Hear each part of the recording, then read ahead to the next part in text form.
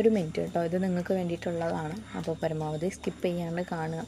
ഇപ്പോൾ ഞാൻ പറയാൻ പോകുന്ന ഒരു കാര്യം, അതായത് എൻ്റെ ജീവിതത്തിലൂടെ കണക്റ്റഡായ ഒരു കാര്യമാണ് കേട്ടോ. അതായത് എന്നെ സംബന്ധിച്ച് ഒരുപാട് എക്സ്പെർട്ട് ചെയ്ത സമയമുണ്ട്. അതായത് ഞാൻ ചെയ്യുന്ന ഒരു കാര്യം അത് വിജയിക്കുന്ന മുമ്പ് തന്നെ ഞാൻ ഒരുപാട് എക്സ്പെർട്ട് ചെയ്ത് ഒരുപാട് കാര്യങ്ങൾ ചെയ്ത് വയ്ക്കും.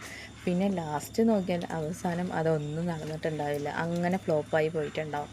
അപ്പോഴാണ് ഞാൻ ശരിക്കും റിയലൈസ് ചെയ്തത്, അതായത് ഏതൊരു കാര്യം ചെയ്യുന്ന മുമ്പും അത് സക്സസ് ആവുന്ന മുമ്പ് തന്നെ നമ്മളത് ആഘോഷിച്ച് കഴിഞ്ഞാൽ, ഒരുപാട് പ്രതീക്ഷ വെച്ച് കഴിഞ്ഞാൽ അത് ചിലപ്പോൾ നടക്കണമെന്നില്ല.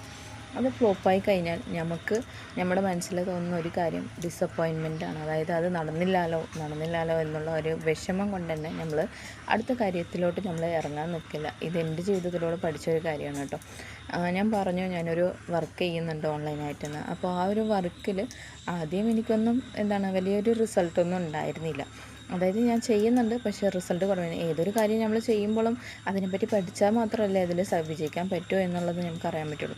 അപ്പോൾ അങ്ങനെ ചെയ്യുന്ന സമയത്ത് ചില ചില തെറ്റുകളൊക്കെ പറ്റിയിട്ടുണ്ടായിരുന്നു. പിന്നെ ശ്രദ്ധിച്ച് നോക്കുമ്പോഴാണ് ഞാൻ ഒരുപാട് എക്സ്പെർട്ട് ചെയ്തത് കൊണ്ടാണ് അവിടെ സംഭവമായിട്ട് ഡിസപ്പോയിൻമെൻറ്റ് കിട്ടിയത്. അതായത് ഒരുപാട് പ്രതീക്ഷിച്ച് ലാസ്റ്റ് അവസാനം ഡിസപ്പോയിൻറ്റ് മാത്രമേ, ആ പ്രതീക്ഷയൊന്നും ഉണ്ടായിരുന്നില്ല എന്ന് മാത്രമേ അവിടെ ഉണ്ടായിരുന്നുള്ളൂ. അപ്പോൾ നിങ്ങൾ ഈ ഒരു മിസ്റ്റേക്ക് ചെയ്യുന്നുണ്ടെങ്കിൽ ഒരിക്കലും ഈ ഒരു മിസ്റ്റേക്ക് ഇനിയും ആവർത്തിക്കരുത് കേട്ടോ. നിങ്ങൾ മനസ്സിലാക്കുക, ചിലപ്പോൾ നമ്മൾ ഒരുപാട് പ്രതീക്ഷ വെച്ച് കഴിഞ്ഞാൽ അത് നടക്കണമെന്നില്ല, ഫ്ലോപ്പായി പോകും.